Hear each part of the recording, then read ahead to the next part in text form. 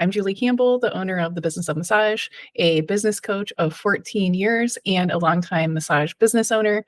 I love working with massage therapists, and I'm here to talk about how to overcome overwhelm as a massage therapy business owner. I've gotten a lot of feedback from my Facebook group that this is one of the things that you struggle with, and I've worked with tons of clients who have a hard time staying on top of admin as well as being a service provider, and especially if you have a team to manage on top of all of that. I'm here to tell you that it doesn't have to be so hard and you have support. Here are my top tips. First things first, get it out of your head. You have this giant to-do list that's just running around in there, making you crazy. Get it down on paper or make a digital to-do list so that you can have it all out of there. The thing I like to do is go ahead and set goals for the week. So that way I know what is going to be most important and then put everything down on paper that I want to do and prioritize based on those goals. Let me give you an example. First things first, the part you didn't see was me writing everything down in a giant to-do list. I do this every Sunday, and I will then try to break that down into a manageable to-do list based on my goals. So I made an example to-do list that you can see here, which shows you what it would be like if you were thinking of making a prioritized to-do list for a small massage business. This is for this week, and my goals are to get more revenue and to increase client satisfaction. So out of my giant to-do list, I took what are the top priorities for those particular goals, and I sorted them into high, medium, and low. That way I can focus on what is most important for these goals for this week. And if I get those things done, then I can move on to the medium priority and the low priority if I have time. But this keeps me focused on what's most important and what is going to actually move me towards those goals. Now, for those of you who aren't really list makers, you might try mind mapping instead. I usually do my first part of a mind map on paper, but this is actually my year planning mind map.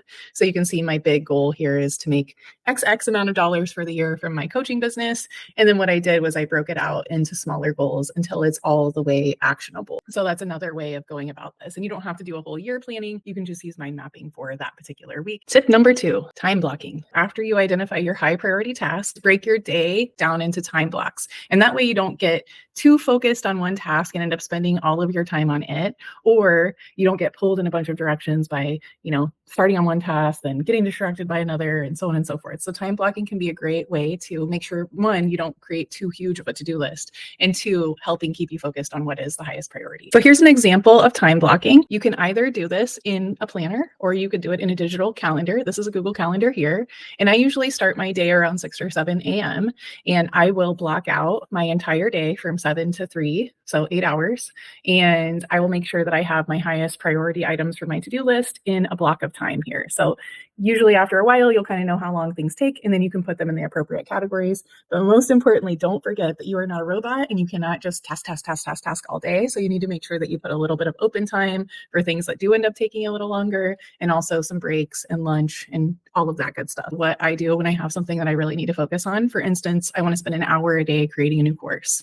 I will turn notifications off on my phone and try to minimize distractions. So that way I don't get pulled away from working on this high priority task. Tip number 3 is streamlining your workflow. You cannot do everything yourself forever. You might have to at first. So that is a thing, is as a small business owner wearing all the hats, but don't forget that you have a community of other massage therapists to support you.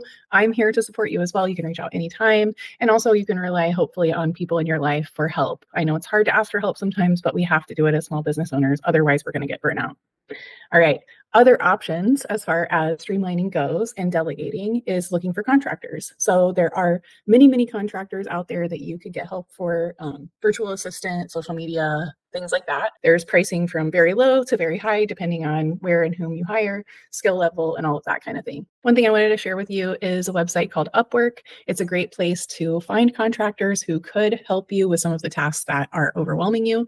I highly recommend taking a look there and just familiarizing yourself with what's available. And that way, when the time comes, you could get the help that you needed. So that's upwork.com. You can always check there for contractors who might be able to help. Another recommendation is looking at a great online scheduler, which can help keep track of your clients, your appointments, let people book online, do follow-up reminders, even handle some email marketing. My favorite for these things is ClinicSense. I have a great deal in my referral link, which I will share with you as well in the comments or in the link in my bio. Last but not least, don't forget to celebrate your wins.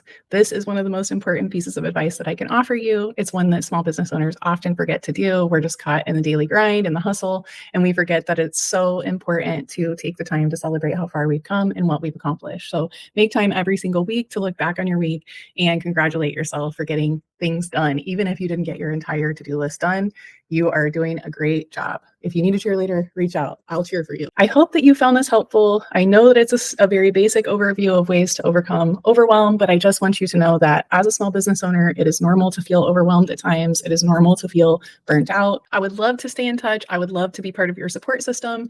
I have included my contact information here. There's lots of free resources on my YouTube channel and on my website. And if you follow me on social media, I share a lot of tips there as well. And again, I'm always here for you. Feel free to reach out anytime. Thank you.